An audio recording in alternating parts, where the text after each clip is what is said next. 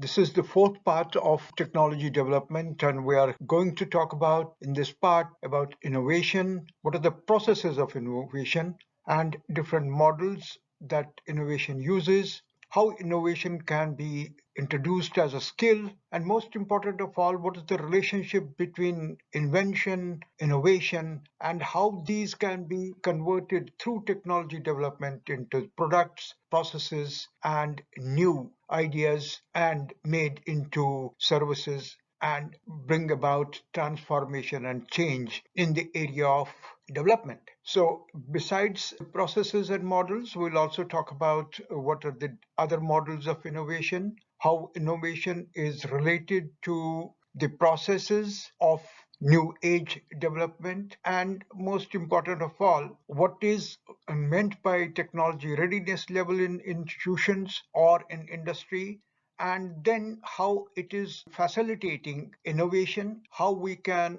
harness the technology readiness level in order to absorb or innovate and bring in new technology, integrate that to become a leading manufacturing place. And those are the kind of things we will be talking about. Now, going ahead, what we try to find out is that the technology and the theoretical and other particular aspects of technology were being harnessed in the capital formation process. And there is a wonderful book in which the name innovation first appears. The book by Schumacher talks about business cycles, and he defines that we will simply define innovation as the setting up of a new production function. However, in today's modern world, we'll try to talk about innovation in a definition that says innovation is defined as doing something new or doing it in a new way so that society is benefited and its lifestyle is improved, enhanced, and enlarged. In other words, innovation brings in new ideas, new concepts, new methodologies, new technologies in order to improve the efficiency, the quantum of products, and new ideas how we can market them, how we can design them, how we can create technological route map for them, and therefore innovation in a matter defines the pathway to technology development. Now, innovation has been part of the industrial development cycle, and this has resulted in right from the 18th century to lead industrial revolutions. Whether we are talking of the first, second, third, fourth, or fifth industrial revolution, that's current, or the fifth 5+ industrial revolution, as we talked in the technology development part one, we have seen the gradual increase in terms of harnessing what was done through research, what was done through new knowledge, what was done through new ideas, and how first energy was used for making and automating industrial machinery, then how transportation was brought in at through use of energy like steam and later on electricity, how electricity was able to convert and transform social lifestyles, industrial development, progress, and most important of all, the transportation of energy through electricity became a very, very innovative concept, and that led to a spread of energy, spread of prosperity, and spread of new ideas. This in turn was improved by making it possible to transfer information. And so energy transmission, energy transformation, and then information transmission became the third industrial revolution, and that was promoted by semiconductor technology, vacuum tube technology, and then semiconductor technology. And at the same time, the coal burning or the steam engine was converted using oil and internal combustion engine, and that brought in its own way a mass production mechanism for automobiles. This enhanced the development of mining industry, the metallurgy industry, the materials revolution, and all these particular things combined together in order to change the human lifestyle, in order to change human growth, and in order to change the civilizational values. It changed education, it changed science, it changed how experiments were done, how the knowledge was transferred one from one point to another point, and at the same time, it also brought in the revolution in terms of how more and more people could become part of learning, part of education, and part of development. The last and the current age is where we are trying to talk in terms of combination of nanotechnology, combination of cyber technology, combination of information technology, and most important of all, combination of all these three together in biotechnology. So we will see these particular things fruit into even more and more innovative processes. And just as we go on doing this innovation management, we also try to find out what are the basic building blocks of innovation, how innovation is strategized, how it is converted into leading aspects, and how it brings in proper methodology by which ideas are understood, ideas are filtered, ideas are developed, and this development process goes through a particular cycle of prototype development, then business case analysis, research and development in order to convert that particular idea into a technology, and then that through the technology, mass production and a rapid development of products and services. And that in turn is sent into the marketplace, receiving the feedback from the marketplace, how the user is using it, how the user is finding it good, and getting feedback from market, getting feedback from user, and getting feedback from the people. We understand how a rapid cycle of further innovations, further developments are taking place.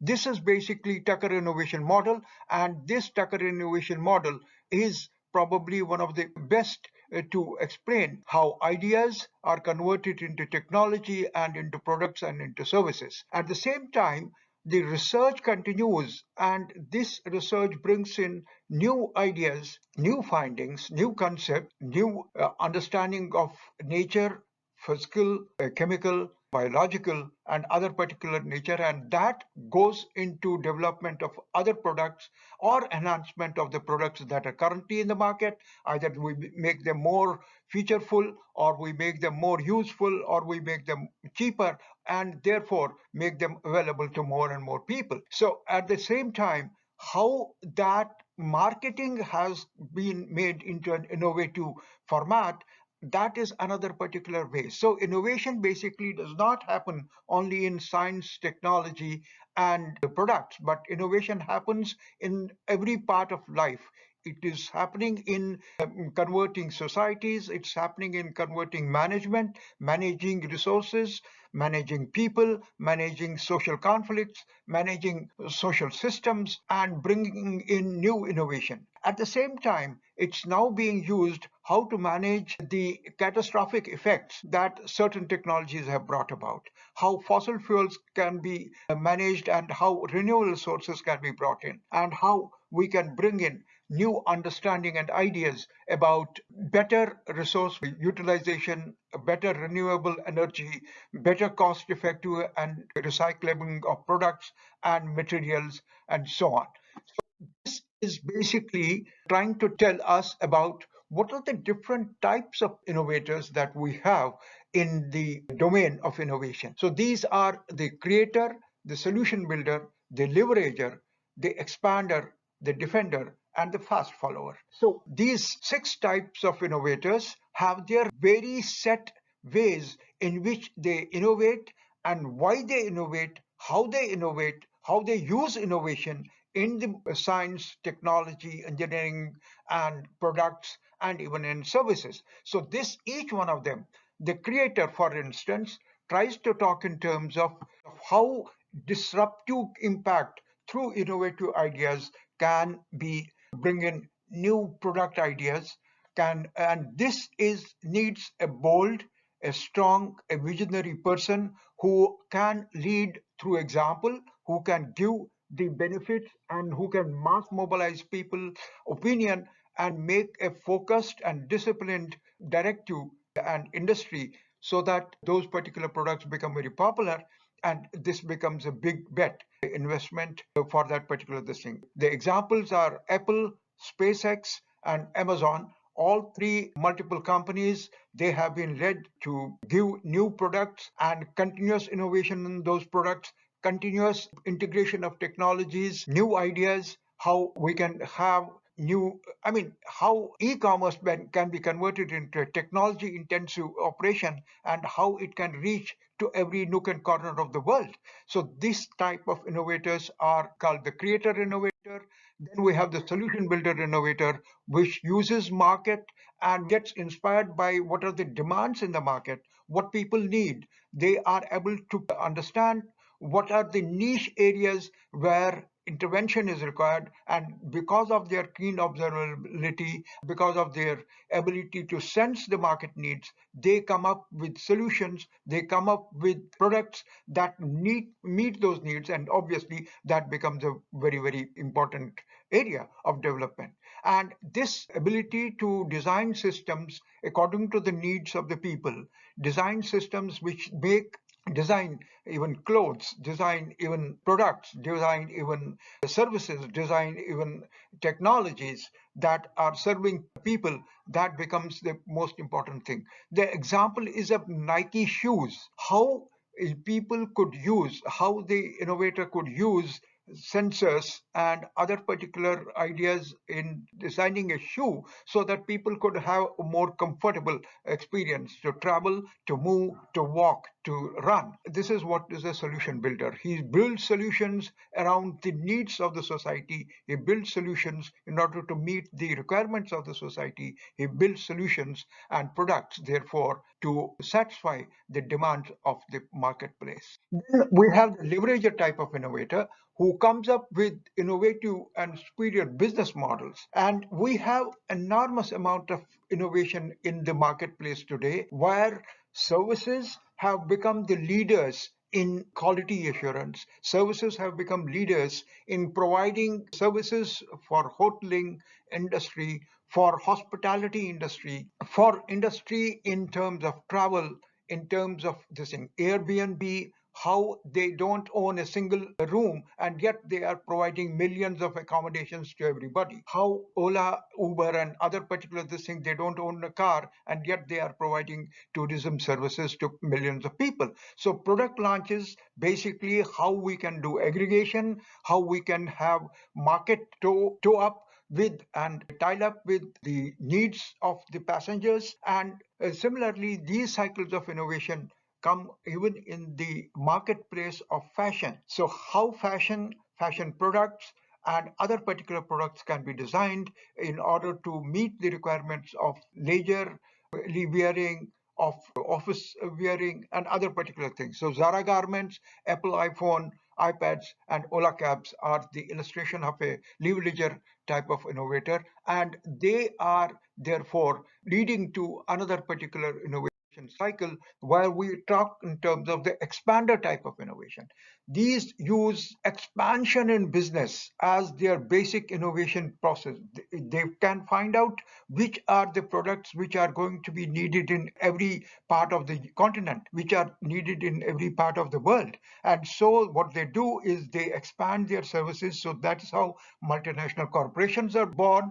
That's how automobiles of one brand are manufactured in every other particular country and made better, made in a more marketable version so that they meet the local requirements, they meet the cultural and legal requirements of this thing. So they use mergers and acquisitions, they use diversification of technologies, ideas, and business models. They create value addition through downstream and upstream integration. And most important of all, they re-engineer those businesses which are not doing well and convert them into profitable ventures. And most lovingly, they improve the flexibility in distribution and the supply chain management, the customer satisfaction. And because of that, the upstream and the downstream integration makes business a profitable venture. So innovation in business models, just as Amazon does, just as Pfizer does,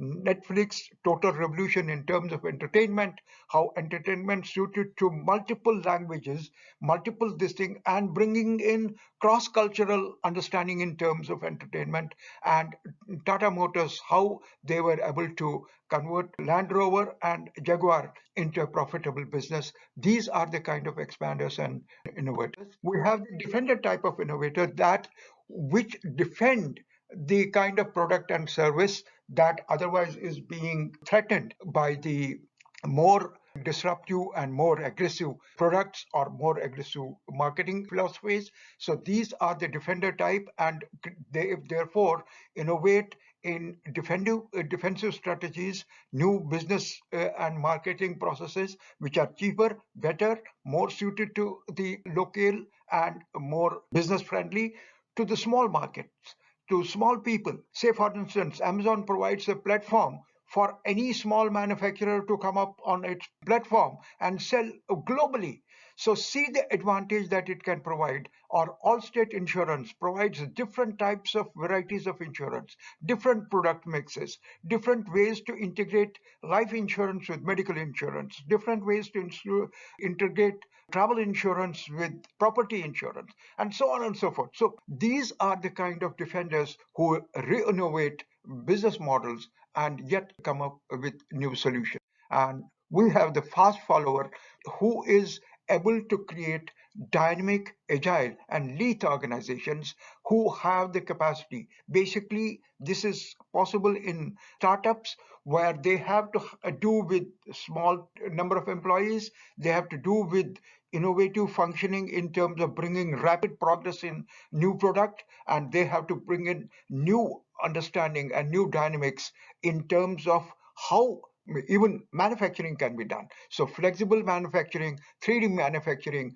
making possibility to create most complex things in the simplest possible manner, and at the same time manage the life cycle costs, how even recycling is possible, and that recycled material, how it can be converted into a product, how the recycling process itself can be converted into a business model, how we can try to talk in terms of improving the quality and combining that quality with the kind of requirements in different regions, in different environments, and in different circumstances. So basically, we can start in talking in terms of starting from mainframes, how PC market evolved, how Microsoft and Apple and other particular people were able to come up with personal computers, how they have been relegated to by the smartphone, and how now smartphone and is becoming part of entertainment, computation, photography, communication, data, voice, video, what all. So, and simultaneously how travel can be made better, can be made luxurious even at a lower cost. Those are the type of fast follower innovators which change this business model and therefore change how technology is brought into the lifestyle of human beings. This is the graph that tells you, or the infographic what tells you about the technology readiness level. Why is technology readiness level important? Because we must be able to do an introspection of which are the companies which are able to absorb technology, which are ready to have the ability to understand which idea can be made into a product or can be made into a better profitable service, and how it is to be changed or channeled or modified in order that it serves a proper purpose. And this is basically, if you have the technology, say for instance, there is a company which has been manufacturing automobiles. Now we want to go from bodies which can be made with other materials, or there is a manufacturing aeroplane manufacturing company and they want to make a stealth aircraft, and they have to bring in body which can be made from fiber material, carbon fiber or plastic fiber or some other this thing. So we have the ability, do we have the ability to absorb new technologies, to invent and integrate and innovate new methods of manufacture, and therefore come up with radically different products that have the properties or requirements that demands. Say, for instance, energy conservation, energy efficiency, ability to reduce weight and yet provide the stiffness and the quality of product that demands steel, but yet use fiber pregnated systems. So this is basically what we define the readiness level, and technology readiness level tries to see how well we can absorb basic research, how well we can understand the feasibility of that research to be converted into technology. And once we are able to understand that, how we can bring in different specializations, different people from different walks of life who have understood and mastered various different systems, and how they can be integrated today to demonstrate a technology product which has multiple domain specialists and multiple domain this thing, and then bring about subsystems and finally launch a product. Taking example of an automobile, we have today in an automobile most of the thing which is controlled by computers. Its braking system, its carburetor or its fuel consumption system or its acceleration system, its navigation system, its steering system, its other balancing system, its ability to overcome braking and skidding. All this particular thing can be controlled through a microprocessor. So you have to have the ability to design mechanical system, electronic system, body parts, multiple materials, integrate them into a particular product and bring them together at the lowest cost, at the best possible features with minimum kind of this thing, and have a standardized product that will be manufactured all over the world and yet have the same quality, the same standard, and the same kind of features. This is what is possible through these kind of technology readiness levels. And here we are trying to talk in terms of how we understand this technology readiness level. We understand it that the 9 stages that we have said, and these 9 stages in turn have the capacity to develop multiple products and multiple services, whether we are trying to talk in terms of industry and federal results, whether we are trying to talk in terms of defense related industry, whether we are trying to talk in terms of advanced products, spacecraft design, automobile design. We're talking in terms of now biotechnology design, how we design vaccines, how we design products that are going to have suitability in terms of wearing apparels and things like that. So these are the technology difference levels where various commercial products and services can be integrated. So how does innovation get absorbed based on these technology readiness levels? We find that here we are trying to talk in terms of, if we are seeing company which has very strong technology readiness level and is able to absorb technology very fast versus a weak one, there what are the requirements, their internal resources, what their internal resources, how agile, how adaptive, how smart their internal resources are, how competitive their intelligence is, how they are able to understand what is important in the marketplace, and what all technologies we need to import and what all technology we need to develop in-house, and therefore those technologies we need to import, which are the partners with whom we should get into partnership, and how those partnerships should evolve.